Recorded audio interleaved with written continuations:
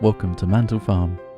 Thank you for joining myself, Josh and Roger as we take a look in our own apiary to see how our bees are getting on.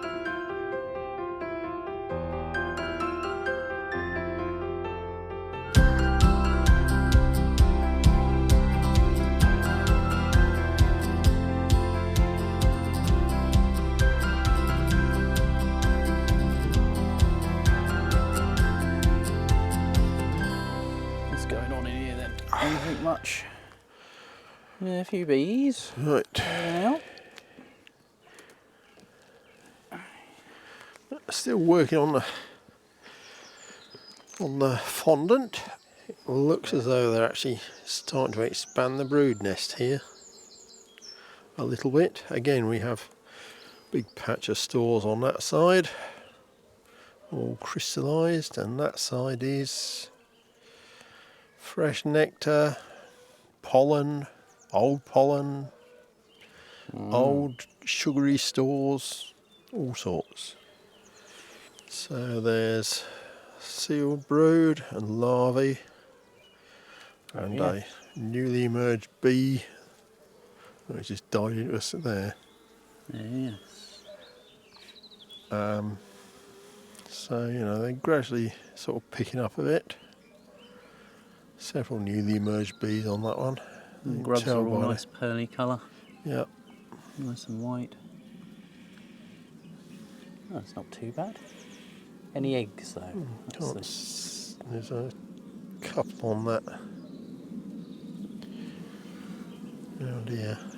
I think. Might be the wire actually shining through.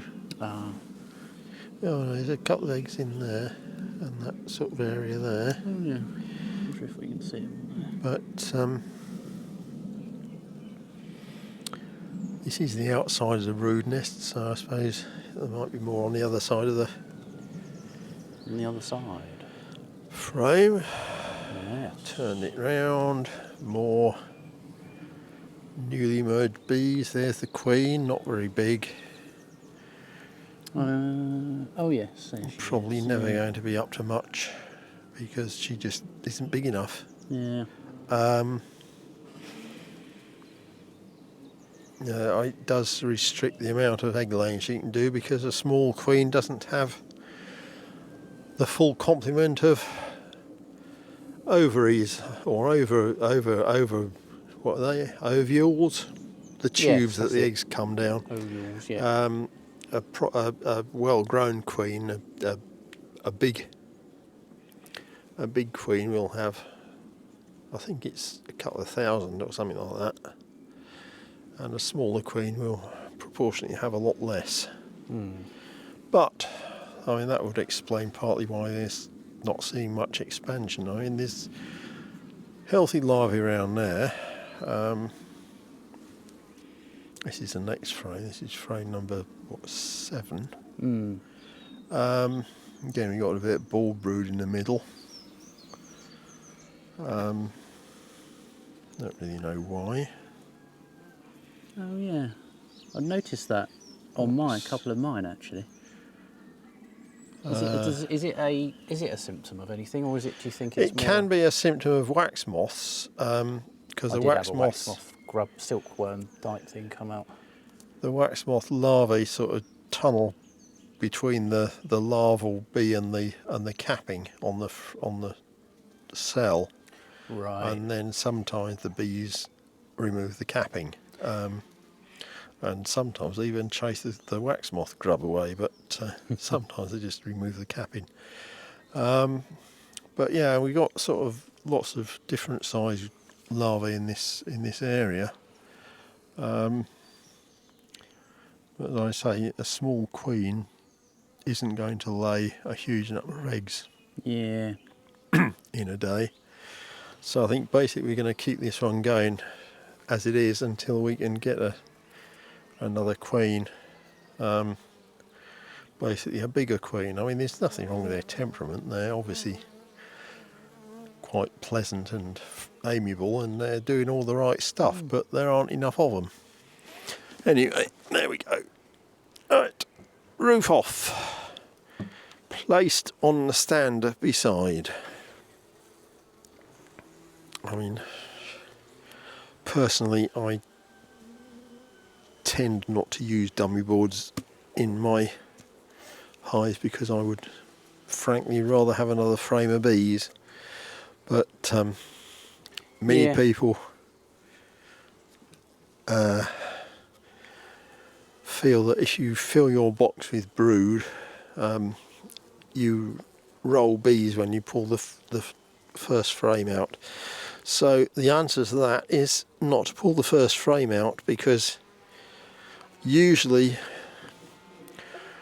the outside frames, that one and that one, even if they have brood on the inner side, will have stores on the outside, and the bees will leave less space between stores and the next partition, as it were, than they would if there were brood in there. So they will actually bridge the gap between the stores and the side of the box with frequently with comb or brace comb or just sort of wax bridges. So if you try and pull that one out, then you will roll bees. So generally speaking, you're better off pulling the second one out first, because if that's got brood on both sides, then there will be a bee space. Yeah. Or double bee space actually between that and the next frame over. So it shouldn't really be that much of a problem, except of course when they put drone comb in the bottom corners. They get very, very fed up and frustrated if you keep knocking down their queen cells. There's another queen's cup there. Again, it's charged. Hold on, let's quick look on the other side there. We've got brood.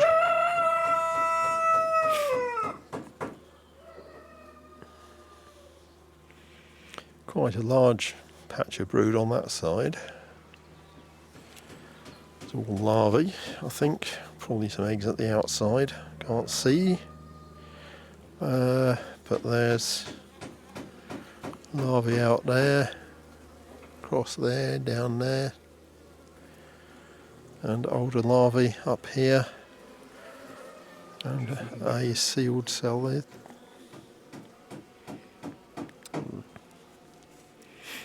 Yeah, so we're at the beginning of the fringes, aren't we? Mm-hmm. You say there's a charged queen cell or cup on this side? And there's a... Oh yes, you can see actually, that's quite a good example, that one, isn't it? Because that's actually facing down. Yeah. And that's got something in it, isn't it? I'm not sure actually, now I've said that, I'm not... No, it's empty. They just started. And that's in the... See, that's again, it's interesting we see that where it is, because the last time we saw one, it was in that sort of position again. It's more a superseded cup than a swarm cup. But again, it's in association with drone cells. You know, these are bigger cells. I don't know what's going on here. Anyway, there we go. The bees might know what's going on. And there's larvae up there, look. I couldn't see them before because there were too many bees on there, but there are larvae in that section there. There's another queen cup thing there. Oh, God, yeah. So these really are showing they're trying to do something, aren't they? Anything in that one? There's nothing in that one.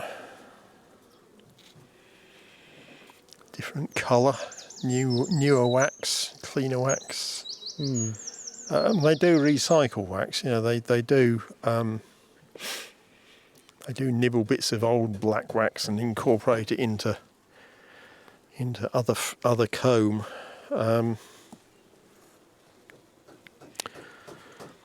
So you know, it's doesn't go to waste. People, you know, they sort of, one gets the impression that you know, new wax is always, or new comb is always pristine and white, but it's not necessarily. If you put a sheet of new foundation between two 20-year-old brood combs, they will actually produce a brood comb on the foundation that's halfway as black as the stuff that's been in there for donkey's ages, because they're recycling the wax and they're and presumably their feet are dirty anyway from walking across the mucky old wax. I mean, you know, it's, I don't know. There you go. It's not always that lovely white colour, although I think me smoker needs a refilling. Look, will you get off my veil, you stupid bee? You know, I'm not doing anybody any good there. Oh my god, it's nearly gone out. God. The only bit that's still in there is the bit of cardboard that was left from last Really? time it was used.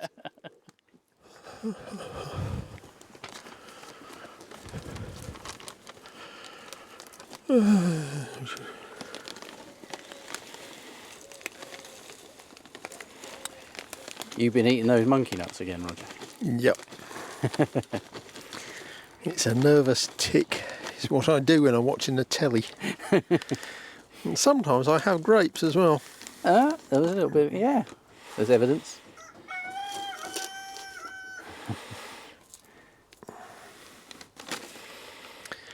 Well, you've got to eat them, so you've got them for your smoker. Yeah. Right, Back we go. back we go.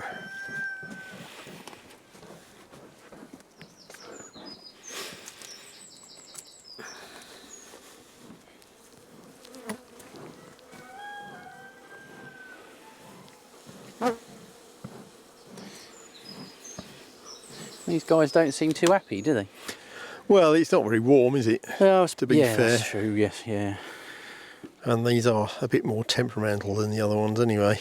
They always have been. On a nice day they're alright, but on a not nice day they're Nice, a there's bit some proud silly. drone, isn't there?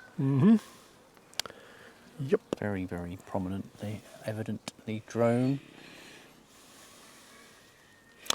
And we've also got larvae, we've got a queen cup on the edge of the frame there. Yes, we have.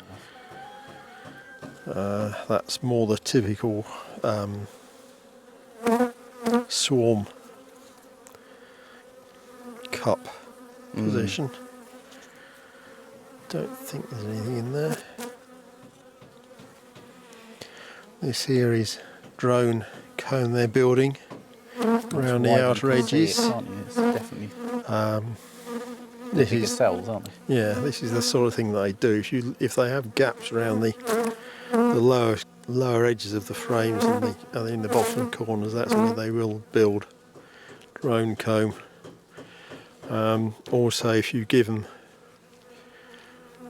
well, what even to the bees are unacceptably old comb to play with, they will very often gnaw it back to the foundation, and instead of rebuilding it as worker comb, they'll then rebuild it as drone comb.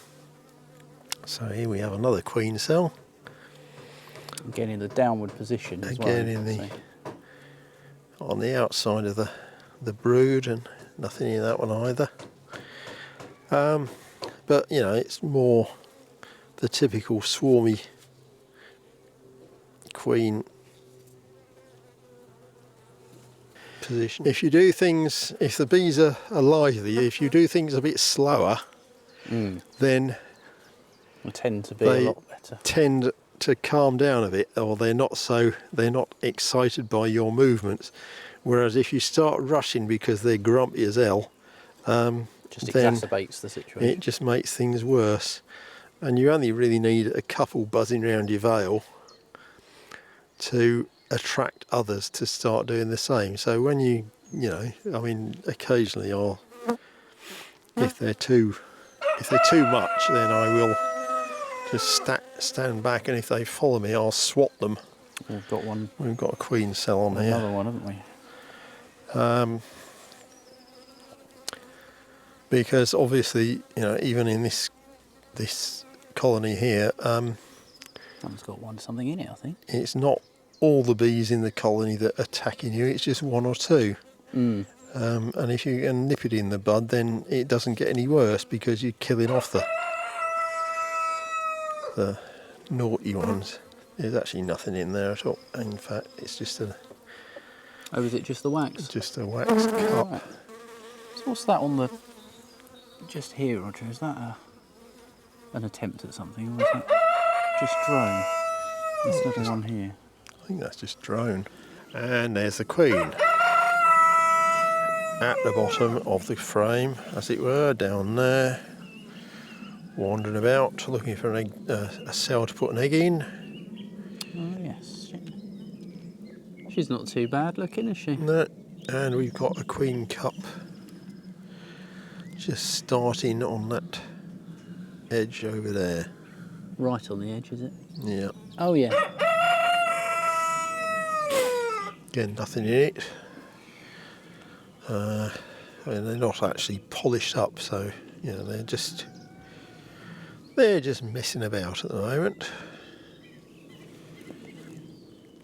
She's not a bad queen, really. No, if only she had a nicer temperament. There's actually half an egg sticking out of her bum there. Oh, is there one? Oh, yeah.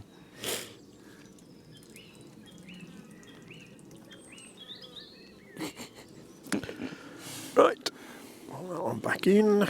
That's what I call a cell fit for a queen. Cool. Yeah, that's a big one, isn't it? That's a big one. And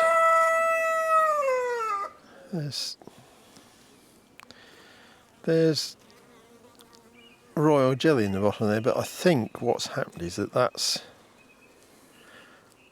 had a drone egg in it, and they've decided that a cell is too big for a drone, so they've dragged out the larva, and that bee was then lapping up the royal jelly, because the jelly that was in there was a little bit sort of lumpy rather than being white and creamy. Right, so that was, hang on, I've forgotten again, 7 frames of brood, 7 frames of brood. Yeah.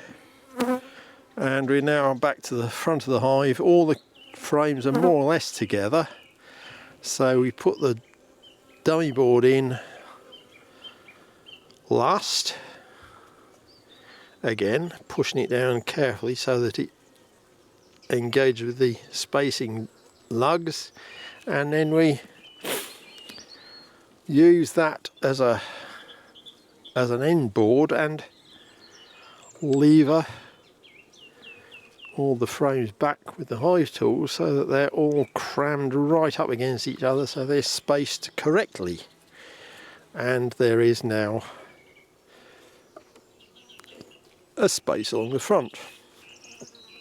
And the next inspection, we take the dummy board out and we start from the front and we work back, and the space moves to the back, and then we put the dummy board in at the back and we push the frames all forward, and that way we maintain the whole point of a movable frame hive, which is that every frame of bees is interchangeable with every other frame of bees. Yeah. If you don't do that, then you might as well keep them in a skep and cut the combs out at the end of the season. Roof on. Roof on. Put the weight on the top. When the sun does shine, of course, it'll warm all the joints up, and having the weight on the roof, extra weight on the roof, means that it get pushed down closer together. That's true. Which is a good thing. Yeah. Like, you know, cups of tea and apple pie and double cream. It's a good thing.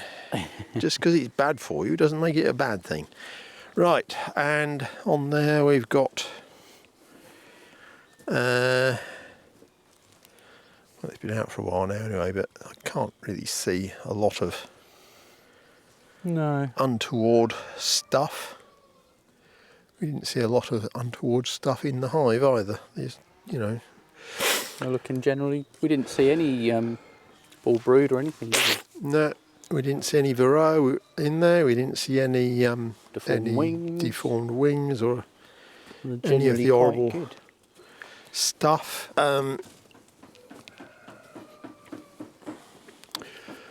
So yeah, they're pretty healthy, I think. Again, there's no chalk brood or any of that nonsense.